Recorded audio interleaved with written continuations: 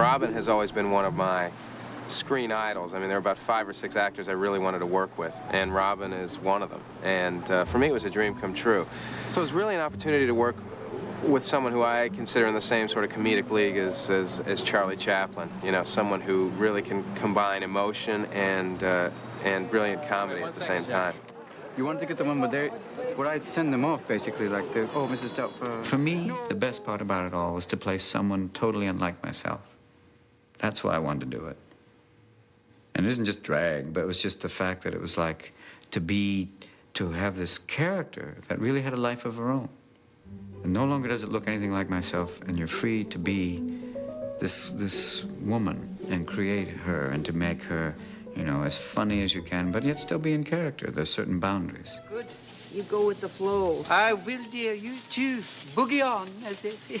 There we go till we drop. That's it. And sometimes I would cross over them, but most of the time I could stay within her, who she was, and be this kind of sweet, blue-mouthed old woman, you know. Which one? What's the occasion? It's my birthday. Oh. Sally was a leading contender from the very beginning. I think when everyone read the script, Sally, there's always several people that you have in your mind, but just felt like Sally was really the right person for the role. Sally is the actress with the most likable quotient I can imagine. She's an amazing actress. She is equally adept, like Robin, at comedy and drama. She can also keep up with Robin, which is very important. And she also, which is key to the picture, is likable to everyone in the theater. So no one dislikes Sally Field because of who she is. So you utilize her, what she brings to the picture in the character of Miranda, and she very much rounds out the character, and I think that's important. Oh, that was great. Oh, thank you. You look lovely. Oh, guys, I'm so glad you could make it. Oh, by the looks of you, that water's so cold. Yes, well. Here you are, you're divorced, you really love your kids, you want to be with your kids, but you're unfortunately divorced, your wife doesn't love you anymore, and you're dressed as a 60-year-old woman. Here comes the new James Bond walking into their lives, the perfect guy. There's nothing wrong with him. He loves the kids, he loves her, he's going to give them a better life than Daniel Hillard ever could. What's more frustrating and more upsetting for Robin as Mrs. Doubtfire? To me, that was a perfect comedic combination. The part was written really well. He could have been a jerk, and he was a likable character. He was a businessman who's made his fortune. He's got everything in life. Traveled, you know, but he doesn't have a family.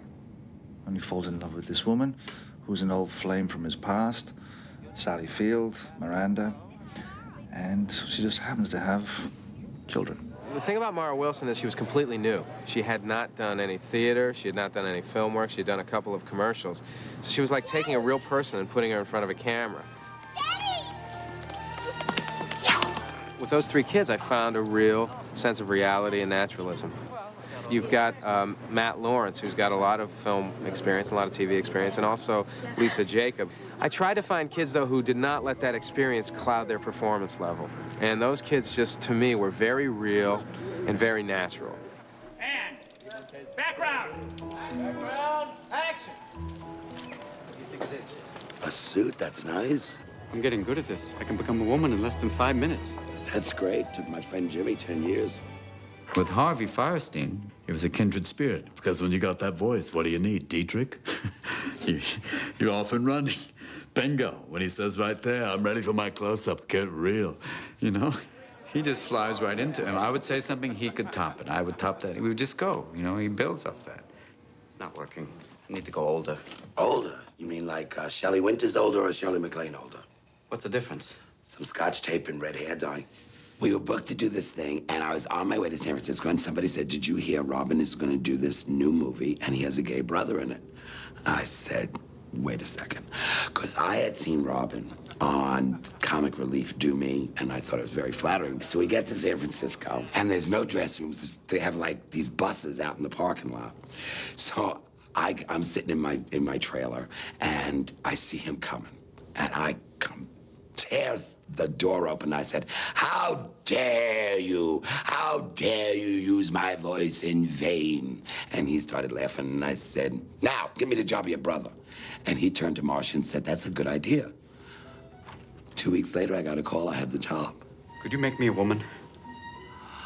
Honey, I'm so happy. I knew you'd understand.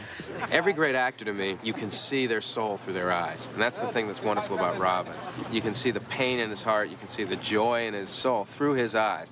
And I found that finding every other actor in this picture, I looked at their eyes. I looked into their eyes to see what I could find.